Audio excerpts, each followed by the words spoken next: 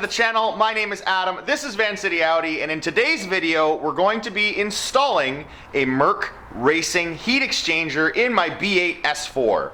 This video is gonna kind of be a little all over the place because of the fact that we still have not repaired my broken rad support. If you've watched some previous videos of mine and you saw the whole intro to this car and when I first purchased it and the previous owner bumping into something, smacking into something, running into something, I don't know what he did, but he broke the rad support and it's been holding on for dear life for the last 8,000 kilometers I've had this car. So we're gonna be replacing that, but we're also gonna be swapping out the stock heat exchanger for the upgraded MercRacing heat exchanger. We went with the S6 model, not the S4 model. We thought bigger's better, we hope, we think.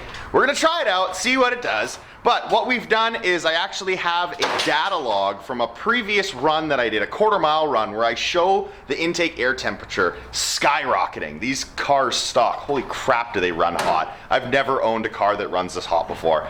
Once we install it, I'm gonna go out and do another quarter-mile for you guys and show you the difference in intake air temps and hope that it makes a huge difference. Here is my baseline quarter mile utilizing integrated engineering, stage 1, 93 octane, and a OEM heat exchanger.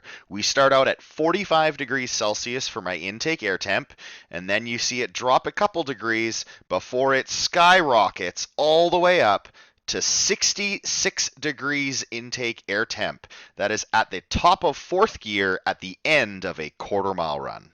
Just popped off the plastic cover. Get you a little sneak peek down inside. We're gonna be removing this all, getting at that heat exchanger, popping it out, and swapping it out for the new one.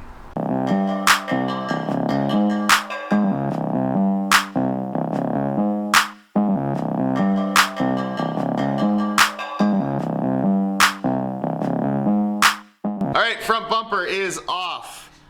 As you can see, all fully exposed, and this right here is what we're getting at and what we're upgrading today. This tiny little unit is going to be replaced with the massive heat exchanger from MercRacing.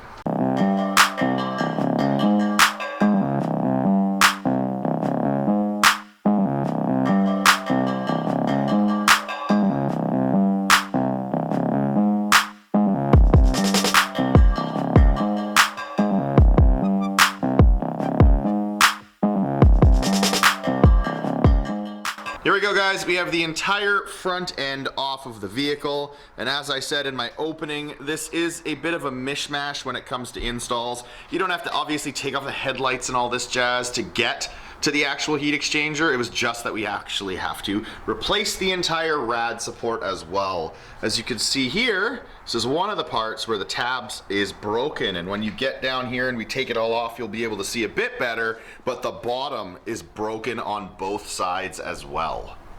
Here we go, guys. It is completely removed from the vehicle. This is the OEM heat exchanger, and then holy moly. Look at the size difference of that kit. The MercRacing S6 Heat Exchanger. What do we think that is? 4 times the size? Maybe 5 times the size? Just a sheer amount of surface area to help with cooling this car. I am super excited to see how this all works out and to see how easily or difficult this install may be.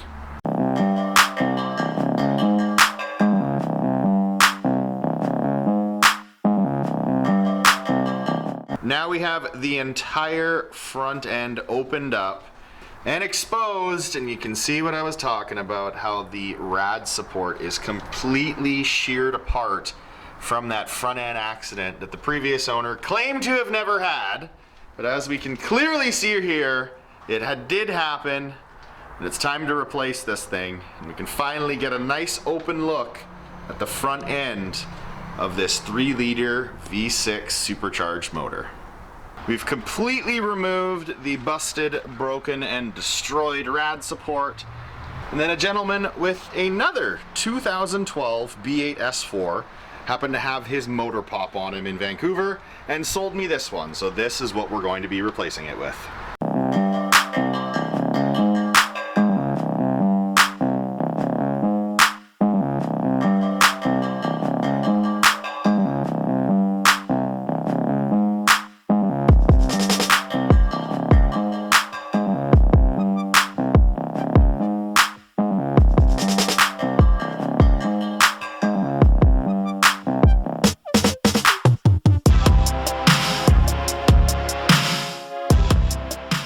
got it all mounted up. There is the MercRacing S6 cooler strapped onto the backside of that crash bar.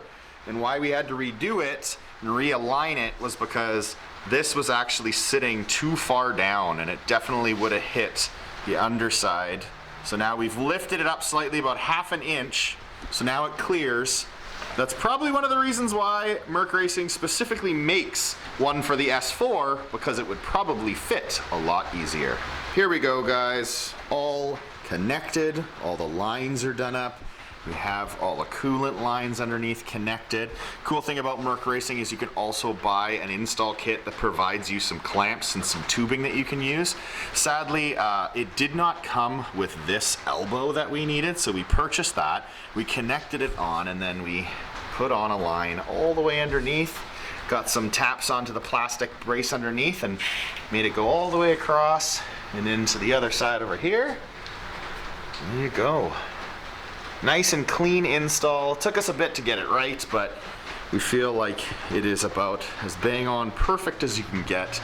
And I'm very excited to see what type of air intake temps we see with this new heat exchanger from MercRacing. We filled it up with coolant. Car's running. Bled off any excess bubbles, any air in the line. We added roughly 2¼ gallons of coolant into the system to fill up this monstrous heat exchanger, as well as the reservoir and all the lines. Here's a top-down view with it all buttoned up. Just wanted to show you guys the spacing in here. I was very surprised and impressed with how much space you still have, even with this S6 larger heat exchanger. And then from the front, nice and camouflaged, no one knows what's going on. Yet you have a massive heat exchanger from MercRacing underneath. A full week has now passed since we installed this MercRacing S6 heat exchanger. The reason for that is it snowed, it rained, it was below zero, so there's no way in hell I was getting back out there to do another quarter-mile run to give you guys a comparison in the products and how they work, because it wouldn't be on the same playing field. One would have had way colder ambient temperatures, giving the advantage to the MercRacing heat exchanger, which I did not want. I always try to give you guys as close to fair a comparison as we can. The first baseline run I did with the OEM unit was at 9.5 degrees Celsius ambient temperature. Today, it's finally sunny again, and it's 8.5 degrees ambient temperature, so we're almost on the same playing field. We're as close as we're gonna get. I'm gonna get out here, do a quarter-mile run for you guys, and compare those intake air temps. Here we go, we're all ready. The computer's set, we're logging. I'm hoping that the intake air temps are about equivalent to start out with, so we can see how much of a difference it makes on the top end. Let's see how we do. Woo-hoo-hoo! Wheel spin, baby. Damn, feels really strong. With this upgraded heat exchanger, I only see 36.75 degrees Celsius as my initial intake air temps, which is significantly cooler than the OEM heat exchanger. The temperature then drops just a little, like it does with the OEM piece, and then we see those temperatures rise throughout the quarter mile until we get to the top of fourth, where we see a max intake air temp of 56.25 degrees. That is 10 degrees cooler than it was with the OEM heat exchanger. I'm impressed, guys. 10 degrees Celsius cooler on my peak intake air temps after a quarter-mile run. That is awesome.